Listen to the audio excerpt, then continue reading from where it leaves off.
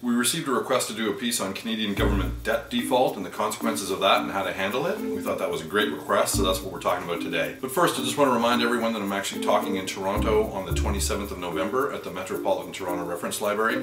There's a link to that below if you want more information about it. So let's get right into it. What I want to do in this video is talk a little bit about the Canadian government debt picture, sort of lay the groundwork for it, and then go through some scenarios about what might happen and what the response to that might be.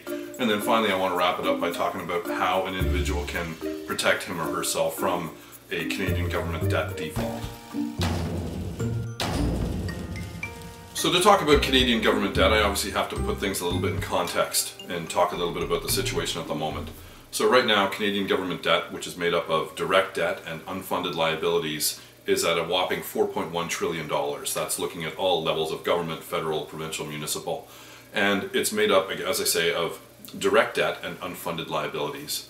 The other thing to note is that from 2007, 2008 to 2011, 2012, the latest figures we have available to us, debt of all kinds imposed by the Canadian government or brought on by the Canadian government increased by 20.9%. From $3.4 trillion to $4.1 trillion in the most recent counting.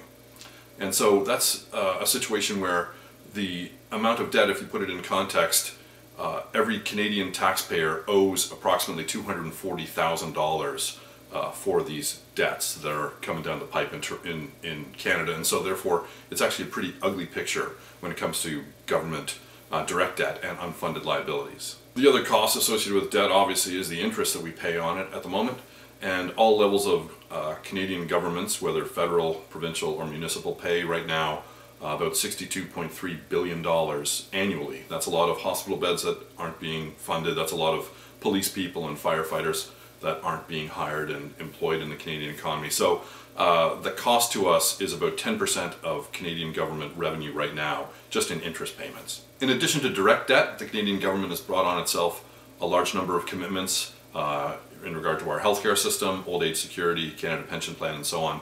These are largely unfunded. These are the so-called unfunded liabilities in our overall debt picture. In addition to this debt we have is the demographic problems that we have in Canada. In 1956, a little over 7% of the Canadian population was over the age of 65.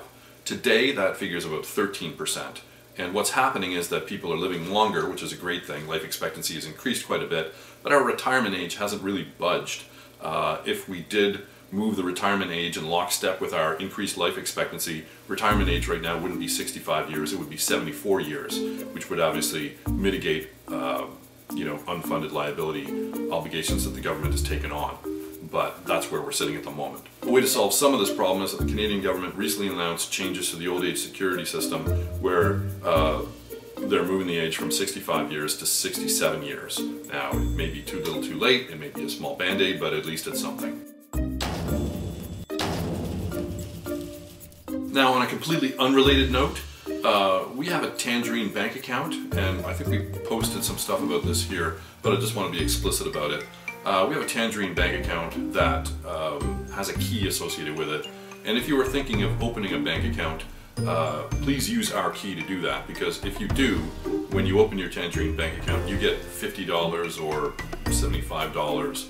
I think they've got an extra $25 they're giving you, and we get $50 or $25. We love providing this content, we love doing it, but if we could subsidize the costs of doing it somewhat, we'd very much appreciate it, and this is a sort of win-win way to do that. So you guys benefit by opening a Tangerine account, making yourself $50 minimum immediately, and we benefit as well. So thank you very much. The key to that will be in the list in the link below.